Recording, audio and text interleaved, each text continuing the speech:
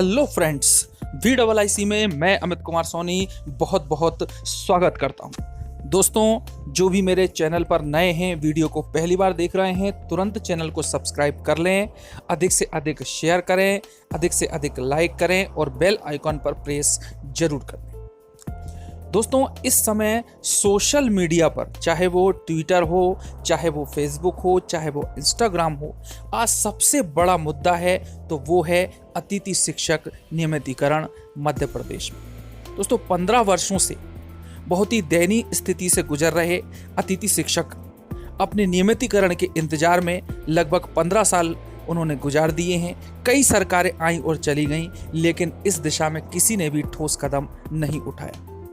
जब कांग्रेस की सरकार थी तो शिवराज सिंह जी ने कहा कि मैं शासन में आते ही नियमितीकरण कर दूंगा। उसके बाद में सिंधिया जी ने ढाल, तलवार और सड़क पर आने का वादा अतिथि शिक्षकों से किया।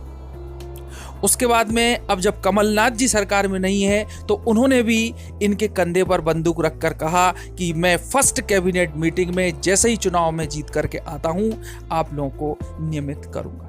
दोस्तों, सब पार्टियों ने, कोई सी भी पार्टी हो, बीजेपी हो, कांग्रेस हो, सभी ने केवल अतिथि शिक्षकों का शोषण करना ही जाना है और उनसे अपना फायदा निकालने की कोशिश की है। लेकिन जब सत्ता में आ जाते हैं तो किसी भी प्रकार से कोई सुनवाई नहीं होती। दोस्तों, यहाँ पर 70,000 अतिथि शिक्षकों के एक बहुत बड़े लीडरशिप की आवश्यकता है, जो कि अपनी बात को पुरजोर तरीके से, बहुत ही प्रेशर के साथ में, दबाव के साथ में, गहराई के साथ में और एक उम्मीद की किरण के समान आकर कहे कि हाँ, मैं अतिथि शिक्षकों का नियमितीकरण करने में सक्षम हूँ। दोस्तों, आज ऐसे ही लीडर की तलाश हम करने वाले हैं इस वीडियो में। और सोशल मीडिया पर जो सबसे अधिक लीडरशिप के रूप में छाए हुए हैं, उनमें से कुछ नाम हैं जो कि सब सर्वाधिक हैं। वैसे तो कई सारे ऐसे लीडर हैं जो फेसबुक पर, व्हाट्सएप पर, ट्विटर पर लीडरशिप की बात करते हैं, एक सामूहिक रूप से नेतृत्व करने की बात करते हैं, लेकिन जो मुख्य रूप से नाम है वो हैं पंडित जगदीश शास्त्री जी। उसके बाद शिक्षक समन्वय, अतिथि शिक्षक समन्वय संघ के अध्यक्ष सुनील परिहार और शंभूचरण जी दुबे। दोस्तों, इसके बाद भी कई सारे नाम हैं, लेकिन मुख्य रूप से जो लोगों की जबान पर रहते हैं और सबसे ज़्यादा जो एक्टिव हैं वो यही हैं।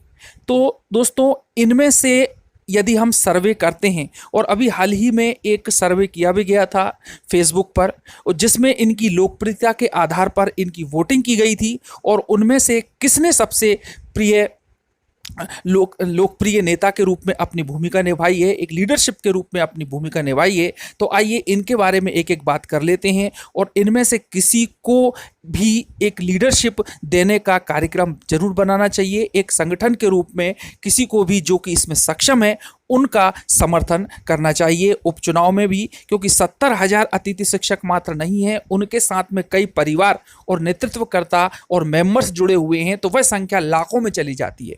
दोस्तों, आइए एक एक करके बात करते हैं। सबसे पहले हम बात करें दोस्तों शंभूचरण दुबे जी की।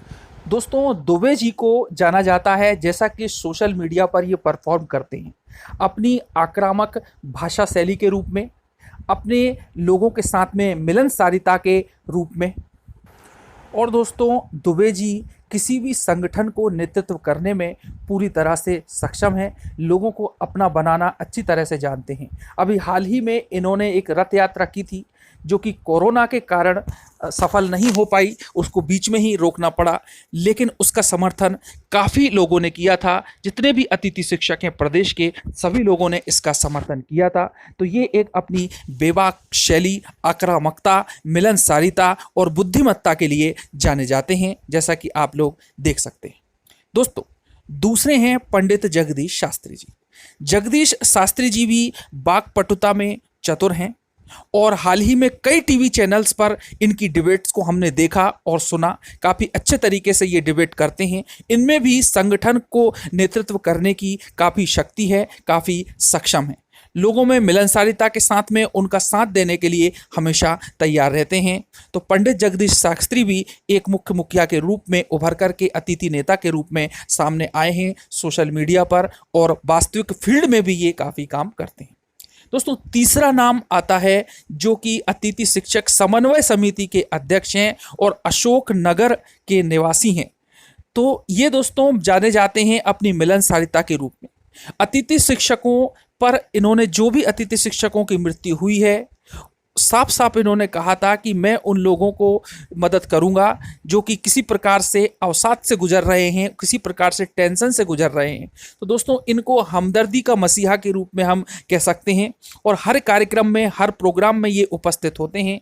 सिंधिया जी के साथ में, सीएम शिवराज जी के साथ में और भी कई बड़े बड़े नेताओं के साथ में जहां भी ज्ञापन देना होता है, जिस विभाग में भी ज्ञापन देना होता है, ये हमेशा तत्पर रहते हैं। एक फाइल इनके साथ में हमेशा देखी जा सकती है और ये भी काफ़ी कुछ मिलनसारिता के रूप में। और दोस्तों एक मुख्य विशेष बात इनमें ये है कि ये अपनी लेखन शैली, पत्र लिखने में भी काफ़ी माहिर हैं और इसमें ये कोई भी कमी नहीं करते हैं। पत्रकारिता करने में तुरंत लेटर को डिस्पैच करते हैं, तुरंत किसी भी संबंध में ये लिख सकते हैं, अच्छा बोल सकते हैं दोस्तों। तो ये इस प्रकार से ये 3 हैं। इसके अलावा भी बहुत सारे हैं लेकिन मैं उनके नाम नहीं लूँगा क्योंकि संख्या काफ़ी बढ़ जाएगी। लेकिन सोशल मीडिया पर सबसे ज़्यादा एक्टिव रहने वाले केवल यही तीनों हैं। तो दोस्तों अब निर्णय आप लोगों का है कि किस प्रकार से लीडरशिप को प्राप्त करना है। अभी हाल ही में मैं सर्वे की बात कर लूं कि फेसबुक पर एक सर्वे किया गया था, उस सर्वे में आप लोग देख सकते हैं जो कि एक पाई चार्ट के रूप में आपके सामने है। इस पाई चार्ट में सबसे ज़्यादा जो वोटिंग की थी, यानी सबसे ज़्यादा जो प्रतिष्ठित और प्रशंसित नेता हैं वो हैं शंभू चरण दुबे। लगभग 60% वोटिंग इनके लिए की गई थी। सबसे पसंदीदा लीडरशिप के रूप में इनको जाना जाता है। इन्हें आप थोड़ा सा सुने। वीडियो के माध्यम से कि भोपाल के आंदोलन में अगर इस बार आप लोग चूके तो दोस्त आप किसी और को मत करिएगा, ये मानिएगा कि ये दोस्त आप लोगों का है।